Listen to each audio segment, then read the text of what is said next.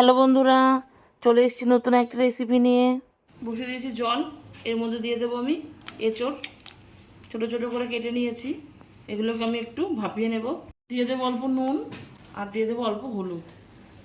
এবার আমি এটাকে ঢেকে দেবো। সেদ্ধ হয়ে গেছে, এগুলোকে আমি এবার তুলে নেব।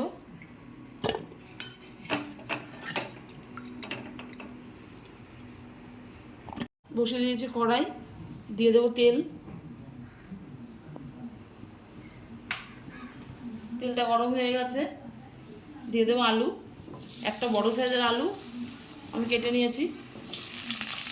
দিয়ে দেবো সামান্য একটু নুন আর দেবো একটুখানি হলুদ।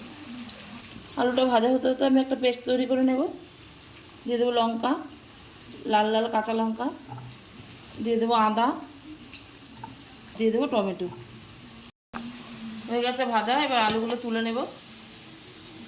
তেল দিয়ে দেবো, একটা গরম মশলা, এলাচ দুটো আমি ফাটিয়ে দিয়েছি, আর দিয়ে দেবো সাদা জিরে, আর দিয়ে দেবো তেজপাতা, আর দিয়ে দেবো একটা শুকনো লঙ্কা।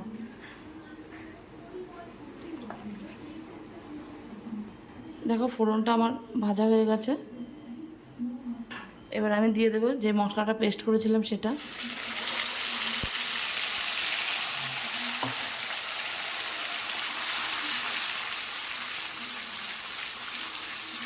ভালো করে মশলাটা কষিয়ে নেব যতক্ষণ না টমেটোর কাঁচা গন্ধটা যায়।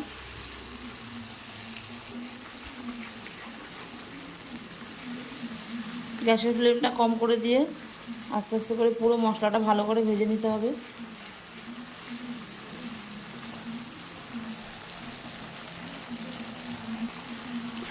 টমেটোটা ভালো করে ভাজা হয়ে গেছে, এবার এক এক করে আমি অন্য মশলাগুলো দিয়ে দেবো।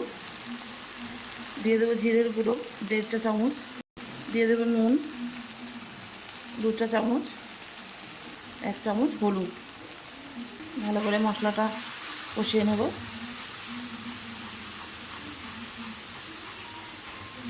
দিয়ে দেবো কাশ্মীরি লঙ্কার গুঁড়ো, আর দিয়ে দেবো চিনি। ভালো করে কষিয়ে নেব।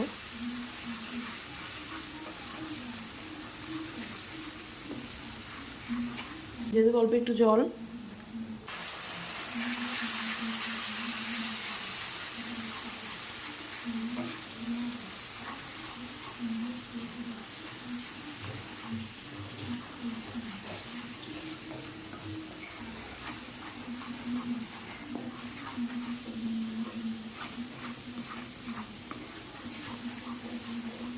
এবার আমি সেদ্ধ করা এঁচড়গুলো দিয়ে দেবো।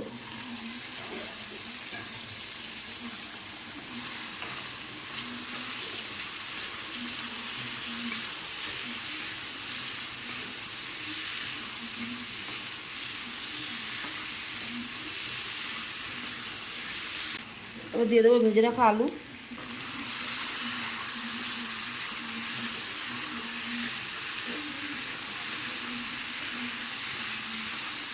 গ্যাসের ফ্লেমটা কমিয়ে দিয়ে আমি এটাকে ঢেকে ঢেকে কষিয়ে নেব ভালো করে।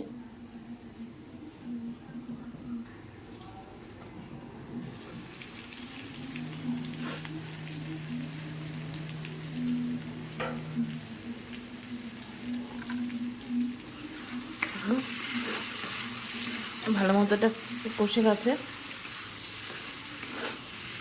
এবার আমি এটার মধ্যে দিয়ে দেবো জল।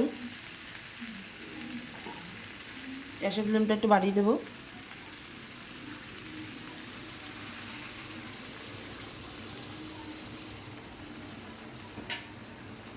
সব তো সেদ্ধ করাই, বেশি জল দেবো না।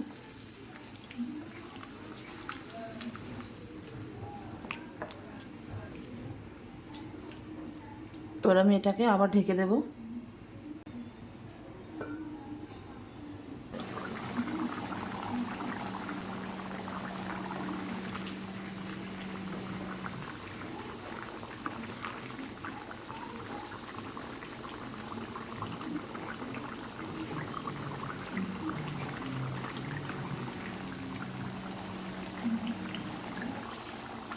দেখো এটা হয়ে এসেছে, আলু এঁচড় সবই সেদ্ধ হয়ে গেছে। এবার আমি দিয়ে দেবো গরম মশলা আর দিয়ে দেবো 1 চামচ ঘি।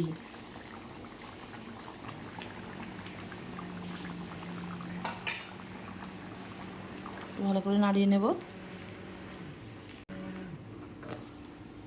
এটাকে আমি এবার নামিয়ে নেব।